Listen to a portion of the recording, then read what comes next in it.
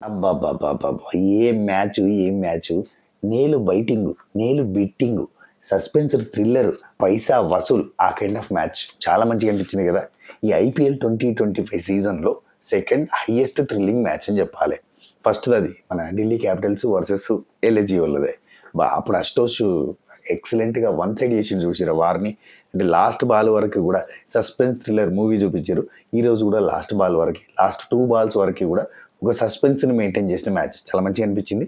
And both టీమ్స్‌కి ముందుగాల నేను చెప్దాం అనుకుంది బోత్ టీమ్స్‌కి ఇటు ఎంఐ వాళ్ళకి, అటు ఎల్ఎస్జీ వాళ్ళకి లాల్ సలాం కామ్రేడ్స్, ఖతర్నాక్ ఆడారు. Hats off to your play. Excellent. Both teams fielding efforts, bowling efforts, batting efforts అన్నీ కనబడ్డాయి. చాలా కష్టపడ్డారు. తిలక్ వర్మ లాస్ట్‌లో రిటైర్డ్ అవుట్ అయ్యి వెళ్ళిపోవడం బాధగా అనిపించింది. అంటే నా వల్ల చేయలేకపోతున్నా, టీం ఓడిపోద్దేమన్న బాధతోటి ఆయన వెళ్ళిపోయాడు. లిటరల్లీ ఆ టెన్షన్ తీసుకోలేక వెళ్ళిపోయాడు. కనెక్షన్ కుదురుతలేదు, కష్టపడుతున్నాడు, హిట్టింగ్ పోదాం అనుకుంటున్నాడు, అయితే లేదు, తట్టుకోలేక వెళ్ళిపోయాడు. And Hardik Pandya hats off అబ్బా. And Rishabh Pant excellent captaincy. Keeping సరిగ్గా చేయలేదు బై, 4 లీడ్స్ పెట్టిండు, నచ్చలేదు. అండ్ బ్యాటింగ్ అస్సలు చాలా రోజులు అయిపోయింది ఏ మ్యాచ్లో కూడా బ్యాటింగ్లో డబల్ డిజిట్ దాకా కూడా పోని ఈ మ్యాచ్లో ఎక్కువ ఉన్నాయి. అట్లాంటి సిచ్యువేషన్లో ఉన్నాడు రిషబ్ పంత్. ప్రైస్ ట్యాగ్ అనే తలకాయ నొప్పిని, తలకాయ బరువు నెత్తి మీద వేసుకుని కూర్చున్నాడు, పిసపిస్ అవుతాడు. కానీ క్యాప్టెన్సీ మాత్రం నెక్స్ట్ లెవెల్ అబ్బా. 2 పాయింట్స్ ఉన్నాయి క్యాప్టెన్సీలో చెప్పడానికి, ఎక్సలెంట్ క్యాప్టెన్సీ అని. అండ్ హార్దిక్ పాండ్యా గురించి 2 పాయింట్స్ ఉన్నాయి క్యాప్టెన్సీలో, ఎక్సలెంట్ క్యాప్టెన్సీ అని. అన్నీ మాట్లాడుకుందాం. ఫస్ట్ ఆఫ్ ఆల్ కొత్త ఛానల్ చూస్తుంటే సబ్స్క్రైబ్ చేసి గంట కొట్టి ఆల్ అనే సింబల్ ప్రెస్ చేసుకుని పెట్టుకోర్రి. అండ్ ఇంకో మాట, థ్రోట్ ఇన్ఫెక్షన్ ఉంది, మాట గట్టిగా మాట్లాడితే మాట బ్రేక్ అవుతుంది. కాబట్టి నేను నిదానంగా నిమ్మలంగా మాట్లాడతా, మీరు ఫాస్ట్ ఫార్వర్డ్లో పెట్టుకొని చూసే ప్రయత్నం చేయరు. ఇది ఒక చిన్న రిక్వెస్ట్. ఓకే, చలో షురు చేద్దాం బై. రైట్, ఫస్ట్ థింగ్ ఇద్దరు క్యాప్టెన్స్ గురించి చెప్తా. ఇద్దరు రెండు టీంలు సూపర్ ఆడినాయి అబ్బా. ఓటమి గెలుపు అనేది జస్ట్ ఇంచులో పోయింది కాబట్టి మనం దీని గురించి పెద్దగా నేను డిస్కస్ చేయదలుచుకోవట్లేదు. ఎల్ఎస్జీ వాళ్ళు చాలా బాగా ఆడిరు, గెలిచిరు. And at the same time MI వాళ్ళు చాలా బాగా ఆడిరు, ఓడిపోయారు. టాస్ గెలిచిన ఎంఐ ఫస్ట్ బౌలింగ్ చూజ్ చేసుకున్నది. మనం ఈ పిచ్ గురించి మాట్లాడుకున్నప్పుడే చెప్పినాం, ఈ పిచ్ మీద పిచ్చిగా హిట్టింగ్ పోయేటోళ్ళు క్లిక్ గారు, చక్కగా చూసి ఆడేటోళ్ళు క్లిక్ అవుతారని. మనం ముందే అనుకున్నాం మిచెల్ మార్ష్, సూర్యకుమార్ యాదవ్ లాంటి వాళ్ళు బాగా ఆడతారు కాబట్టి, బాగా చూసి ఆడతారు కాబట్టి క్లిక్ అయ్యే ఛాన్స్ ఉంది అని మనం అనుకున్నాం. యాజ్ యూజువల్గా వాళ్ళిద్దరు క్లిక్ అయ్యారు. అండ్ మిచెల్ మార్ష్తో పాటు మార్క్రమ్ కూడా చాలా చూసి ఆడిండు. నిజం చెప్పాలంటే మిచెల్ మార్ష్ కొడుతున్నంతసేపు జస్ట్ ప్రేక్షక పాత్ర వహించిండు, అక్కడ సక్సెస్ అయ్యిండు. ఆ తర్వాత మార్క్రమ్ ఫీల్డ్లోకి వచ్చేసి మార్క్రమ్ కొట్టడం స్టార్ట్ చేసిండు. అక్కడ కూడా మార్క్రమ్ హిట్టింగ్ కానీ పోలేదు, కొంచెం నిదానంగానే చూస్తూ ఆడిండు. నికోలస్ పురాన్ ఎప్పుడైతే అవుట్ అయిండో అప్పుడు పంత్ వచ్చిండు, పంత్ కూడా అవుట్ అయిపోయిండు. ఆయుష్ బదోని వచ్చిన తర్వాత మార్క్రమ్ ఆడడం మొదలు పెట్టిండు. అప్పటిదాకా కూడా నిదానంగా చూసి ఆడిండు. మన మార్క్రమ్ అవుట్ అయిపోయిన తర్వాత ఆయుష్ బదోని అండ్ మన ఎవరు డేవిడ్ మిల్లర్ వీళ్ళిద్దరు కలిసి ఆడి మళ్ళీ వాళ్ళ పార్ట్నర్షిప్ బిల్డ్ చేసుకున్నారు. అక్కడ కూడా ఒకరు హిట్టింగ్ పోతుంటే ఒక స్ట్రైక్ రొటేట్ చేసినట్టు తీసుకుపోయారు కాబట్టి కొద్దిసేపు అయినా ఉన్నారు. నిజం చెప్పాలంటే ఈరోజు మార్క్రమ్ టోటల్ మ్యాచ్లో ఎల్ఎస్జీ బ్యాటింగ్ డిపార్ట్మెంట్లో చాలా మంచి కీ రోల్ ప్లే చేసిండు. ఆయన కొట్టడం అనే కాన్సెప్ట్ మీద కాకుండా స్ట్రైక్ రొటేట్ చేయడం అనే ఒక పెద్ద బాధ్యత తీసుకున్నాడు. యాజ్ యూజువల్గా మిచెల్ మార్క్రమ్ ఇద్దరు హిట్ అయ్యారు, మంచి పార్ట్నర్షిప్ చేసుకున్నారు. అండ్ మంచి పార్ట్నర్షిప్ మామూలు కూడా కాదు, ఇద్దరు కూడా చెరో 50 చేసుకున్నారు. అండ్ దాంతోపాటుగా ఇద్దరి పార్ట్నర్షిప్ 76 రన్స్ చేశారు 42 బాల్స్లో. ఆయుష్ బదోని మార్క్రమ్ వీళ్ళిద్దరు కలిసి 51 రన్స్ చేశారు పార్ట్నర్షిప్లో 31 బాల్స్లో. ఇట్లాంటి మంచి పార్ట్నర్షిప్లు. అండ్ డేవిడ్ మిల్లర్ మంచి క్యామియో రోలు. ఆయుష్ బదోని కూడా చాలా మంచి స్కోర్ని గెయిన్ చేసిండు. అంటే అల్లాటపాగేం ఆడలేదు, ఆయుష్ బదోని కూడా చాలా మంచి తన తరపున 19 బాల్స్లో 30 రన్స్ ఇచ్చాడు. డేవిడ్ మిల్లర్ 14 బాల్స్లో 27 రన్స్ ఇచ్చారు. 157, 192 స్ట్రైక్ రేట్ మెయింటైన్ చేశారు. మిచెల్ మార్ష్ అయితే 193 స్ట్రైక్ రేట్, 31 బాళ్ళలో 60 కొట్టిండు. మార్క్రమ్ కూడా అంతే, 38 బాళ్ళలో 53 కొట్టి సెంచరీ, హాఫ్ సెంచరీ చేసుకున్నారు. ఇద్దరు కూడా మంచి అంటే చెరొక హాఫ్ సెంచరీ చేసుకున్నారు, చాలా బాగా ఆడారు. వీళ్ళ టీంలో ఒక అద్భుతం ఏంటంటే నికోలస్ పురాన్ ఆడకపోతే మార్ష్ ఆడుతుండు, మార్ష్ ఆడకపోతే మార్క్రమ్ ఆడుతుండు, మార్క్రమ్ ఆడకపోతే ఆ తర్వాత వచ్చే ఇంకెవరైనా పర్సన్ ఉంటే వాళ్ళు ఆడేస్తున్నారు. ఆయుష్ బదోని సమాధి కూడా ఆడుతున్నాడు. సో అట్లా చాలా మంచి బ్యాటింగ్ లైనప్ ఉంది, మనం ముందే మాట్లాడుకున్నాం. దీని గురించి నేను ప్రివ్యూ వీడియోలోనే చెప్పేసిన, గీలు మంచిగా ఆడతారు కదా అని. అండ్ ఇంకోటి, పంత్ యాజ్ యూజువల్గా మనం అనుకున్నట్టుగానే ఆ ప్రైస్ ట్యాగ్ ప్రెజర్ తోటి చక్కగా ఆడలే, కానీ క్యాప్టెన్సీ మాత్రం ఎక్సలెంట్ అంటే ఎక్సలెంట్. 2 పాయింట్స్ చెప్తా. పంత్ కెప్టెన్సీ ఎక్సలెంట్ అనడానికి ఒకటి, బౌలింగ్ చేసే టైంలో ఆయన తరపున ఫీల్డింగ్ మిస్సెస్ అయినాయి, కీపర్ క్యాచ్లు మిస్ అయినాయి, లెగ్ బైల్లో 4లు వెళ్ళిపోయినాయి. అవన్నీ పక్కన పెడితే ప్రతి 2-3 ఓవర్లకి ఎక్కడైతే రన్ రేట్ పెరిగిపోయిందో, ఎక్కడైతే స్ట్రైక్ రొటేట్ చేసుకుంటూ స్ట్రైక్ రేట్ మెయింటైన్ చేస్తూ వాళ్ళు హిట్టింగ్ కొట్టడం స్టార్ట్ చేస్తున్నారో అక్కడ దిగ్వేష్ రాథీని దించిండు. దిగ్వేష్ రాథీ వస్తాడు, వాళ్ళకి రన్నులు ఇయ్యాడు. దిగ్వేష్ రాథీ ఏం బౌలింగ్ వేసిందబ్బా, నిజం చెప్పాలంటే కింగ్ ఆఫ్ ఎల్ఐసి బౌలర్స్ అన్నట్టు అనిపించింది ఈరోజు. ఎట్లంటే దిగ్వేష్ సింగ్ రాథీ 4 ఓవర్లలో 21 రన్లే ఇచ్చిండు. అది కూడా లాస్ట్ ఒక ఓవర్లో కొంచెం ఎక్స్పెన్సివ్ అయింది, కానీ మిగతాదంతా కూడా చాలా తక్కువ స్కోర్ ఇచ్చిండు. 21 రన్లు, 5.2 ఎకనమీ ఇచ్చిండు. ఈ దిగ్వేష్ వచ్చినాకనే, అంటే దిగ్వేష్ వచ్చి బాల్ చేయగానే ఒక వికెట్ పోయింది. అమన్దీప్ లాంటి మెయిన్ వికెట్ని తీసేసిండు. ఆ దెబ్బకి మొత్తం గేమ్ అంతా మారిపోయింది. అండ్ దిగ్వేష్ రాథీని అక్కడక్కడ వాడిండి చూడూరి 4 ఓవర్లు కూడా. దానివల్ల ఏంటంటే వాళ్ళ రన్ రేట్ అనేది పెరగకుండా ఆగిపోయింది. వాళ్ళు చిమ్మని బొరగగానే వాళ్ళ అంటే నిప్పు సెగలు కక్కగానే నీళ్లు తల్లుతాడు, మళ్ళీ కొంచెం చిన్నగా మండుతూ ఉంటుంది కదా, ఉంటాడు, అది మళ్ళీ పెరగగానే మళ్ళీ నీళ్లు తల్లినట్టు దిగ్వేష్ని నింపాడు. చాలా మంచి టైమింగ్లో దిగ్వేష్ని నింపడం Rishabh Pant one of the success. And last 2 overs 19-20 ఓవర్లలో బౌలింగ్ వేయించిన ఆర్డర్ ఉంది కదా, అది అద్భుతం అని చెప్పాలి. ఒకవేళ 19th ఓవర్కి వాళ్ళ స్కోర్ ఎంత చేయాలబ్బా, చాలా తక్కువ. అంటే 29 రన్స్ వేస్తే విన్ అవుతారు. 12 బాల్స్ ఉన్నాయి, 29 రన్స్. ఆ టైంలో హిట్టర్స్ ఉన్నారు మంచిగా. హార్దిక్ పాండ్యా ఉన్నాడు అండ్ తిలక్ ఉన్నాడు. తిలక్ అంటే కొంచెం అంటే అయినదైనా నేను రిటైర్డ్ అవుట్ అయితే ఆయన వెళ్ళిపోయాడు, శాట్నర్ వచ్చిండు. కానీ హార్దిక్ పాండ్యా అస్సలు స్ట్రైక్ రొటేట్ కాకుండా ఆయన ఒకడే ఉన్నాడు. అట్లాంటి టైంలో 19th ఓవర్లో ఇఫ్ ఇన్ కేస్ 19th ఓవర్లో ఆవేష్ ఖాన్ తోటి వేయించి 20th ఓవర్లో శార్దుల్తో వేయించుంటే ఏమయ్యేది తెలుసా? ఆయన నిర్ణయం అట్లా తీసుకుని ఉంటే ఏమయ్యేది తెలుసా? ఆవేష్ ఖాన్ అప్పటి వరకు ఉన్న ఎకనమీ ఎంత తెలుసా? 11. అన్ని ఓవర్స్లో ఆయన 3 ఓవర్స్ వేస్తే 3 కూడా 11-12 రన్స్ ఇచ్చాడు. 1 ఓవర్ 9, 1 ఓవర్ 12, 1 ఓవర్ 11 ఇచ్చిండు. ఈ 19th ఓవర్లో కూడా ఆయనకు 11 రన్లు ఇచ్చిండు అనుకో, వాళ్ళ టార్గెట్ ఎంత తక్కువ అవుతుంది? అప్పుడు నెక్స్ట్ వచ్చి శార్దుల్ ఎంత ప్రయత్నం చేసినా స్కోర్ ఆగిపోయింది. అదే శార్దుల్ వచ్చి లార్డ్ శార్దులు మనోడు ఎంత జాగ్రత్తగా బౌలింగ్ వేసిందంటే పిచ్చి లేచిపోయింది నాకు. శార్దుల్ అసలు ఏం బౌలింగ్ కానీ ఆయన 5 సింగిళ్ళు 1 వైడ్, ఒక వికెట్, 5 సింగిళ్ళు 1 వికెట్ తీసిండు.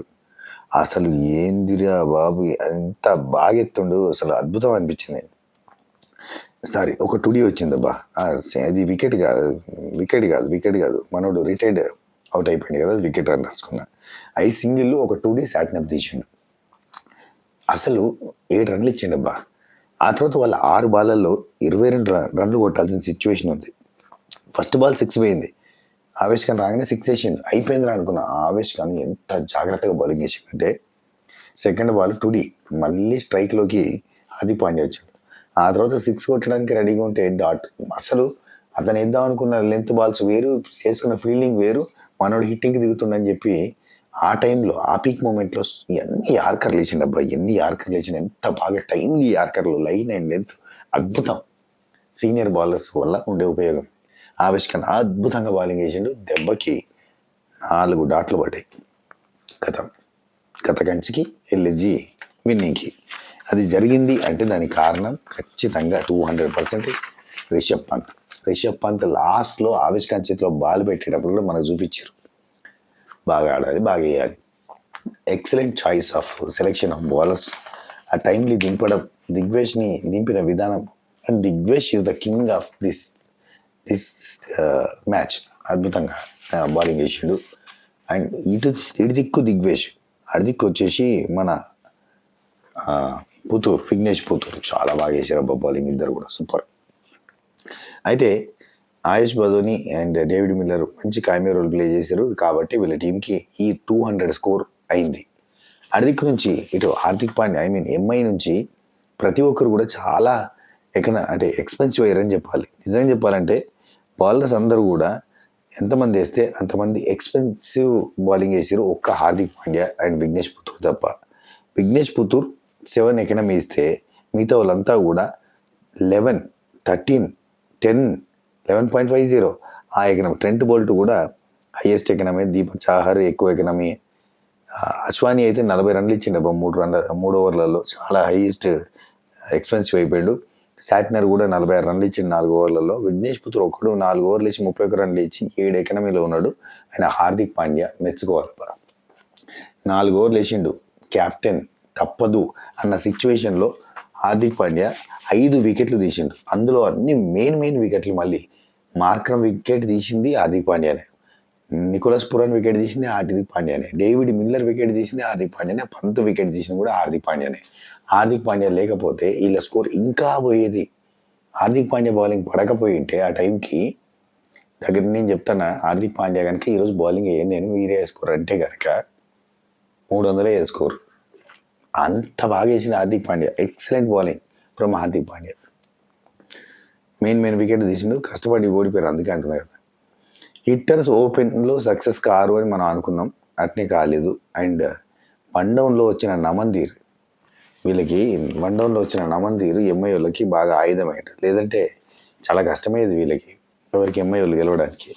సో ఇక్కడ ఎంఐఓల బ్యాటింగ్ గురించి చూస్తే, ఎంఐఓల బ్యాటింగ్లో స్టార్టింగ్ వచ్చిన 2 వికెట్లు ఎంత ఈజీగా అవుట్ అయినాయంటే, రియన్ రికార్టన్ కావచ్చు, విల్ జాక్స్ స్కోర్లో 6తో స్టార్ట్ చేసిండంటే ఎక్సలెంట్గా అంటుకున్నాడు. ఆపోజిట్లో ఉన్న వ్యక్తికి బలం ఇచ్చిండు. ఆ తర్వాత వచ్చిన సూర్యకుమార్ యాదవ్ కూడా కొంచెం స్టార్టింగ్లో ఆగి ఆడిండు 1 ఓవర్ వరకు. ఆ తర్వాత స్ట్రైక్ ఇవ్వలేదులే నమందీర్. అసలు 4th ఓవర్లో ఆకాశ్దీప్ బౌలింగ్లో, ఆకాశ్దీప్ ఫస్ట్ ఓవర్ బాగా వేసిండబ్బా, 4 రన్లు ఇచ్చిండు.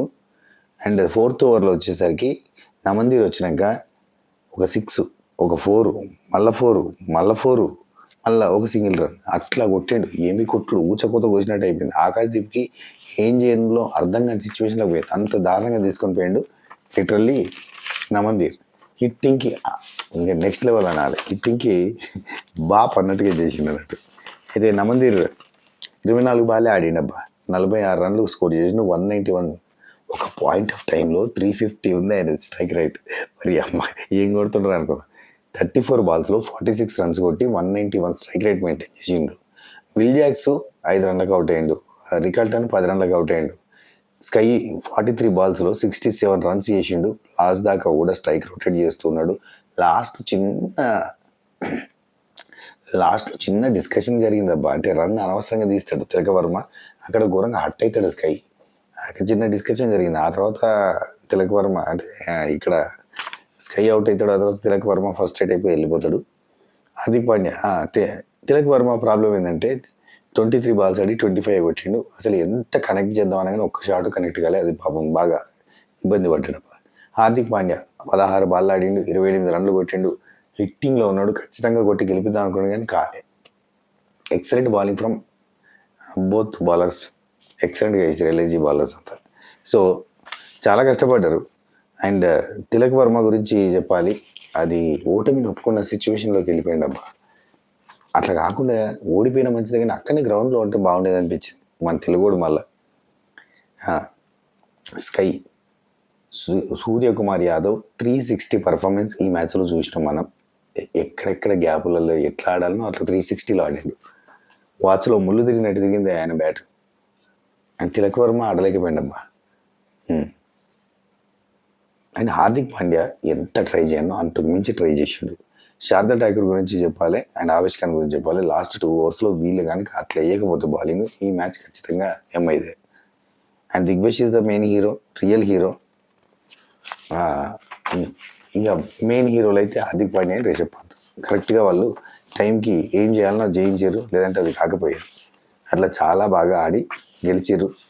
ఓడినా కానీ ఓడినట్టు ఫీలింగ్ అయితే రాలేదు, వాళ్ళు ఓడిపోయారు అయ్యో అన్నట్టుగా అనిపించలేదు. దానికి కారణం ఏంటంటే వీళ్ళు ఆడిన విధానం. అండ్ పార్ట్నర్షిప్లు ఎప్పుడైనా ముఖ్యం ఈ మ్యాచ్కి. ఇది ఈ ఐపీఎల్ ఫార్మాట్కి పార్ట్నర్షిప్, ఏ ఫార్మాట్కైనా క్రికెట్లో పార్ట్నర్షిప్ కింగ్. పార్ట్నర్షిప్ని బాగా బిల్డ్ చేసుకున్నాం. మిస్టర్ మార్చ్ అండ్ మార్క్రమ్, అట్నే మార్క్రమ్ అండ్ బదోని, ఇదంతా కూడా వీళ్ళకి బాగా ప్లేస్ అయింది. అండ్ వీళ్ళంతా మిచెల్ మార్చ్ 31 బాల్స్లో 60 కొట్టిండు, మార్క్రమ్ 38 బాల్స్లో 53 కొట్టిండు. ఇద్దరు హాఫ్ సెంచరీ ఫినిష్ చేసుకున్నారు. 193, 139 స్ట్రైక్ రేట్ మెయింటైన్ చేసుకున్నారు. చాలా మంచిగా ఆడారు. సో ఇది ఈరోజు. అండ్ ఈరోజు హీరోలలో దిగ్వేష్ ఒకడు, విఘ్నేష్ పుత్ర 2, అండ్ హార్దిక్ పాండ్యా, రిషబ్ పంత్ అండ్ ఇంకా బ్యాట్స్మెన్స్లో అంటే మార్క్రమ్, మిషెల్ మార్చ్ వీళ్ళంతా కూడా బాగా ఆడిరబ్బా. సూర్యకుమార్ యాదవ్, నమందీర్ వీళ్ళంతా కూడా మొత్తం షోని రసవత్తరంగా చేసారు. స్టార్ట్ నుండి ఎండ్ వరకు మ్యాచ్ ఇంట్రెస్టింగ్గా చేశారు. ఇది మనకు కావాల్సింది యాక్చువల్లీ.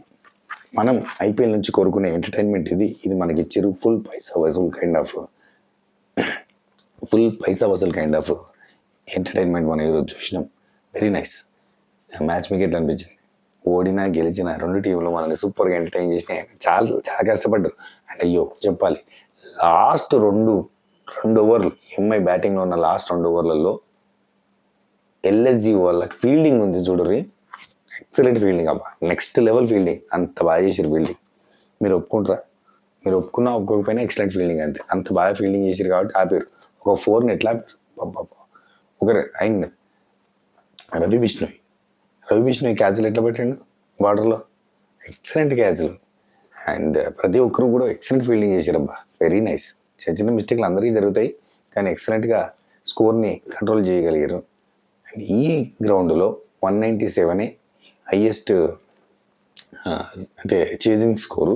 అట్లాంటిది వీళ్ళు 206 పెట్టి దాన్ని చేరనీయకుండా చేశారు. వాళ్ళని 180 చేంజ్లో కట్టడి చేశారు. 20 రన్ల తేడాతోటి గెలిచి చూపించారు. అది హైలైట్. అసలు ఎల్ఎస్జి మామూలు ఫామ్లో లేదనిపించింది. 12 రన్ల తేడాతో గెలిచారు. గొప్ప విజయం. లాస్ట్ ఓవర్ వరకు కూడా థ్రిల్లర్